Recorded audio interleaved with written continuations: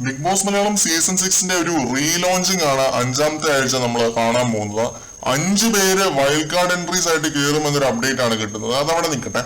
ഈ 5 പേരിൽ ഒരാൾക്ക് ഈ സീസൺ വിജയിക്കാനുള്ള എല്ലാ സാധ്യതയും ഉണ്ട്. കാരണം മത്സരം 4 ആഴ്ച കഴിഞ്ഞിട്ടും അവിടെ ഉള്ളവരിൽ ആർക്കും പ്രേക്ഷക മനസ്സുകളിൽ ഒരു ഇമ്പാക്ട് ഉണ്ടാക്കാൻ സാധിച്ചിട്ടില്ല.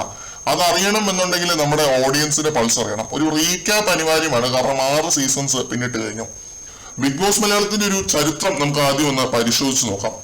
എപ്പോഴും ഒറ്റപ്പെടുത്തുന്ന ഒരാളും അയാളെ ആക്രമിക്കാൻ നിൽക്കുന്ന കുറെ വേട്ടക്കാരും എല്ലാ സീസണിലും ഉണ്ട്.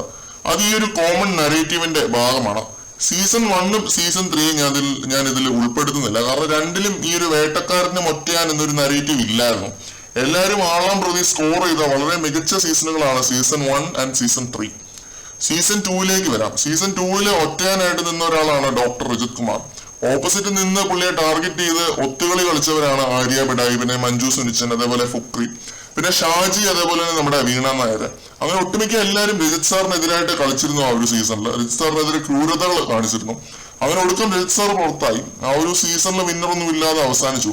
പക്ഷെ രജിത് കുമാർ ആസ് എ മത്സരാർത്ഥി അന്ന് ഉണ്ടാക്കിയ ആ ഒരു ഓളം ഇന്നും നമ്മൾ ഓർക്കുന്നുണ്ട്, സംസാരിക്കുന്നുണ്ട് എങ്കിൽ ഊഹിക്കാവുന്നതേ ഉള്ളൂ. പുള്ളിയുടെ ഗെയിമും ആ ഒരു ചാണക്യ ബുദ്ധിയും അതിനൊക്കെ റേഞ്ച് നമുക്ക് ഊഹിക്കാവുന്നതേ ഉള്ളൂ. അൺപാരലൽഡ് ആയിട്ടുള്ള ഒരു മത്സരാർത്ഥി തന്നെയാണ് രജിത് കുമാർ. സീസൺ 4ലേക്ക് വരാം. റോബിൻ രാധാകൃഷ്ണൻ വളരെ തന്ത്രപരമായി മാനിപ്പുലേറ്റ് ചെയ്തെടുത്തു ഈ ഒരു വേട്ടക്കാരൻ ഒറ്റയാൻ എന്ന് പറയുന്ന ആ ഒരു നരേറ്റീവ്. അതിൽ പുള്ളി നല്ല രീതിയിൽ വിജയിക്കുകയും ചെയ്തു. ഫാൻ ബേസിന്റെ കാര്യത്തിലായാലും വോട്ടിങ്ങിനും എല്ലാം. അതെ, റോബിൻ കളിച്ച പോലെ ഒരു കളി അല്ലെങ്കിൽ ആ ഒരു ഓളം പിന്നീട് കണ്ടിട്ടില്ല ഒരു സീസണിലും. ജാസ്മിൻ മൂസ, റിയാസ് സലീം, പിന്നെ ഡെയ്സി, നിമിഷ, ഇവരെല്ലാരും പുള്ളിക്ക് അഗേൻസ്റ്റ് ആയിട്ട് കളിക്കാൻ അവിടെ ഉണ്ടായിരുന്നു. സീസൺ 5ലേക്ക് വന്നാലും അഖിൽ മാരാറിന്റെ ഒരു 1 മാൻ ഷോ. പുള്ളിയെ വേട്ടയാടാൻ ശോഭ വിശ്വനാഥ്, പിന്നെ ജുനൈസ്, ഒരു പോയിന്റ് വരെ സാഗർ, പിന്നെ റിനോഷ്, അങ്ങനെ കുറെ പേരുണ്ടായിരുന്നു മാരാർക്കെതിരെ കളിക്കാനും. പക്ഷെ മാരാർ അവരെ എല്ലാരെയും ഔട്ട്ഷൈൻ ചെയ്ത് ബേബി മലയാളത്തിന്റെ ചരിത്രത്തിലെ ഏറ്റവും കൂടുതൽ വോട്ടുകളുമായിട്ട് അനായാസം വിജയിച്ചു. ചാലഞ്ചേഴ്സ് വന്നിട്ടും പതറാതെ എന്റർടൈൻമെന്റും കണ്ടന്റുകളും തന്ന് പ്രേക്ഷക ബിന്ദുവിനോടെ കളിച്ച് ജയിച്ചു. ഇനി നമുക്ക് സീസൺ 6ലേക്ക് വരാം. 4 ആഴ്ചയേ ആയിട്ടുള്ളൂ. പക്ഷെ 4 ആഴ്ചയും 6 പേരാണ് മെയിൻ ആയിട്ടും കണ്ടന്റുകൾ തന്ന് അവർ ഷൈൻ ചെയ്തത്, സ്കോർ ചെയ്തത്. ഫസ്റ്റ് വീക്കില് രതീഷ് കുമാർ ഒരു ഓളം ഉണ്ടാക്കി പുറത്തേക്ക് പോയി. പ്രേക്ഷകരും അവിടെ ഉള്ളവരും എല്ലാവരും ഞെട്ടി. ലാലേട്ടൻ വരെ ഞെട്ടി.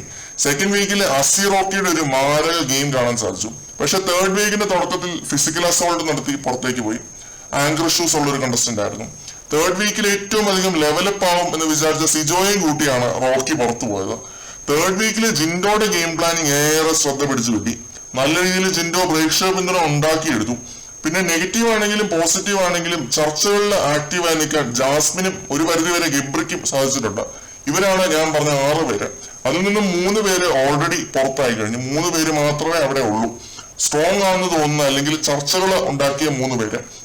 ഇതിൽ ജിൻഡോ ആണ് ഒരു 1 മാൻ ആർമിയായി ഉദിച്ചുകൊണ്ടിരിക്കുന്നത്. ജാസ്മിൻ, ഗബ്രി എന്നിവരാണ് ജിൻഡോയ്ക്കെതിരെ മെയിൻ ആയിട്ടും കളിച്ചുകൊണ്ടിരിക്കുന്നത്.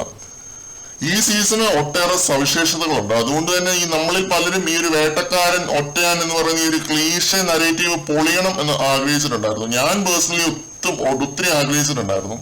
അതിന്റെ ഒരു ആവർത്തനം വേണ്ട എന്ന് തന്നെയായിരുന്നു എന്റെ അഭിപ്രായം. ഈ ഒരേ ഒരു രാജാവ് പരിപാടി ഉണ്ടാവാതിരിക്കാൻ എല്ലാവരും ഒറ്റയ്ക്ക് കളിക്കണമെന്ന് ഞാൻ ആഗ്രഹിച്ചിരുന്നു. ആ ഒരു പരിപാടി ഈ സീസണിൽ ഇല്ല. കാരണം എല്ലാവരും വളരെ ഗ്രേ ഷെയ്ഡഡ് ആയിട്ട് കളിക്കുന്ന ആളുകളാണ്. നന്മയുടെ നിറകുടമായിട്ട് ആരും തന്നെ ഇല്ല. ജിൻഡോ പോലും നന്മയുടെ ഒരു നിറകുടമല്ല. കള്ളത്തരങ്ങൾ പറയാറുണ്ട്, മാനിപ്പുലേറ്റ് ചെയ്യാറുണ്ട്, കുത്തിത്തിരിപ്പുകൾ ഉണ്ടാക്കാറുണ്ട്. ജിൻഡോയ്ക്ക് ഇപ്പൊ കിട്ടുന്ന സപ്പോർട്ട് ജാസ്മിനോടും ഗബ്രിയോടുമുള്ള പ്രേക്ഷകരുടെ ആ ഒരു വെറുപ്പിന്റെ ഫലമാണ്. വൈൽഡ് കാർഡുകൾ വരുമ്പോൾ അവർ കളിക്കേണ്ടത് ജിൻഡോ ഒഴികെ ബാക്കി എല്ലാവരെയും ടാർഗറ്റ് ചെയ്താണ് എന്ന് ഞാൻ പറയും. ജിൻഡോയോട് സംസാരിക്കുമ്പോൾ പോലും സൂക്ഷിക്കണം. കാരണം പുള്ളി ഒരു അന്യനാണ്. ഭൂലോക പൊട്ടനാവാനും കുറുക്കനാവാനും ചാണക്യനാവാനും എല്ലാം ജിൻഡോയെ കൊണ്ട് സാധിക്കും. നിമിഷ നേരം കൊണ്ട് പുള്ളി മറ്റേ പരകായ പ്രവേശം നടത്തി കളയും.